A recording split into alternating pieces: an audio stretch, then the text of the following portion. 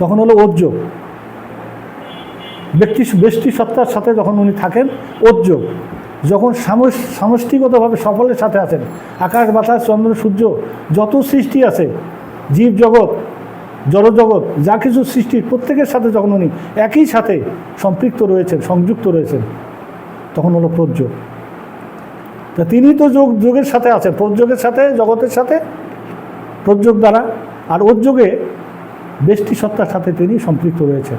তা আমাদের কি, আমাদেরও তার সাথে আমাদের যোগ আছে, কিন্তু যোগটা আমরা বুঝতে পারছি না।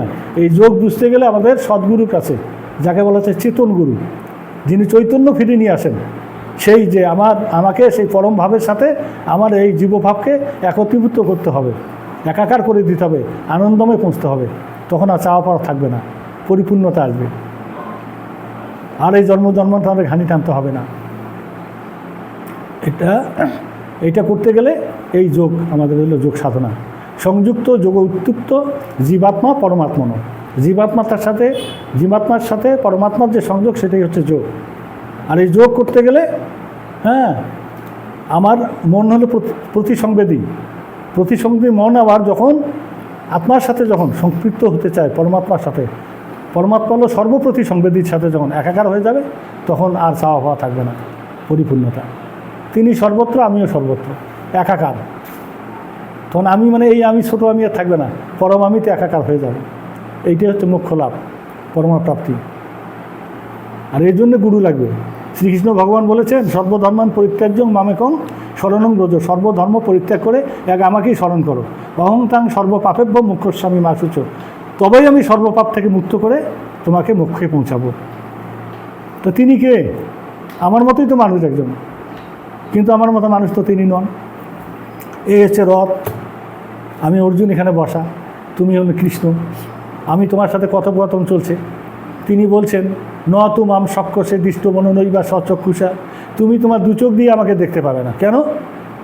তোমার এটা কেমন কথা? আমি তো দেখতে পাচ্ছি তোমাকে, তোমার সাথে কথা বলছি, আমার মুখও চলছে, তোমার মুখও চলছে, তুমিও শুনছো আমার কথা, আমিও তোমার কথা শুনছি, যে জন্য তো কথোপকথন বলছে। এই কথা কেমন করে বলে?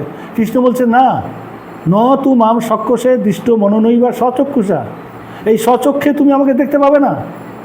দিব্যং দদামি তে চক্ষু পশ্চিমে যোগমৈশ্বরম, তোমাকে আমি দিব্য চক্ষু দিচ্ছি, তুমি আমার যোগ ঐশ্বরিক রূপ দর্শন করো।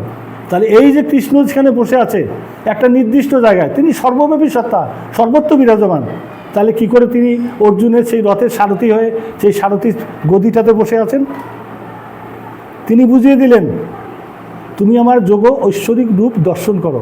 আর এই রূপ দর্শন করতে গেলে দিব্য চক্ষুর মাধ্যমে তোমাকে দেখতে হবে, আর আমি তোমাকে সেই দিব্য চক্ষু তোমাকে দিচ্ছি। কারণ পরম ভক্তকে তিনি দিব্য চক্ষু দিলেন, তখন উনি দেখলেন।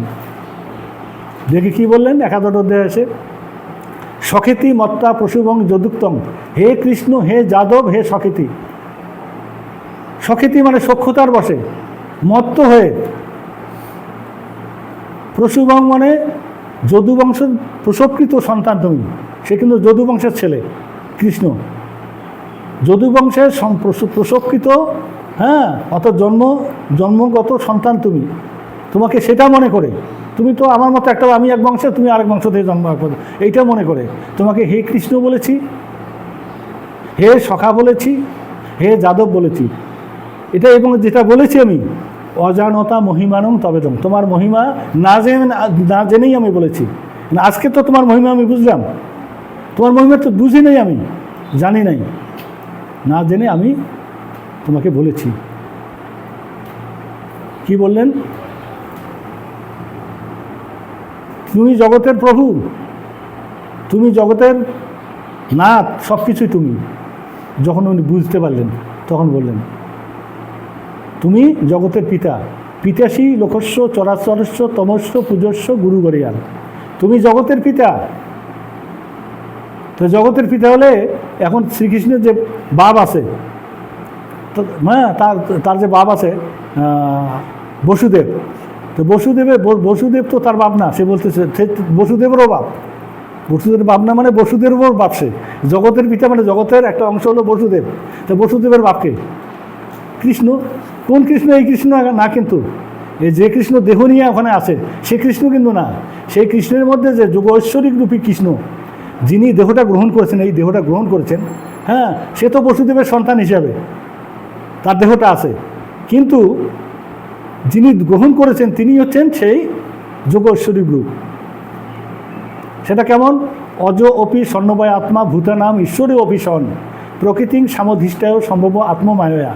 অজ অপি মানে জন্মহীন হইয়াও, স্বর্ণময় আত্মা সদ এবং অব্যয় আত্মা হইয়াও, ভূতানাম ঈশ্বর অভিশন ভূতসমূহের ঈশ্বর হইয়াও, প্রকৃতিং সামধিষ্ঠায়, সাম মানে স্বীয়, স্বীয় প্রকৃতিতে অধিষ্ঠিত থাকে, সম্ভব আত্মমায়া নিজ মায়া বলে নিজেকে আবির্ভূত আমি করি।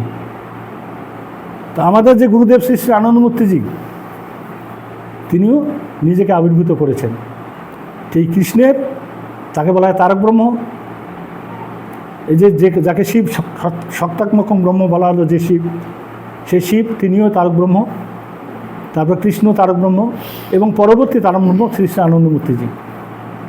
এটা তর্ক বা গল্পের বিষয় নয়, এটা কৃষ্ণ যেভাবে অর্জুনকে বলেছে যে দিব্যং দদামি তচক্ষু, তিনিও দিব্য চক্ষু দিয়েছেন তার গ্রন্থগুলোর মাধ্যমে।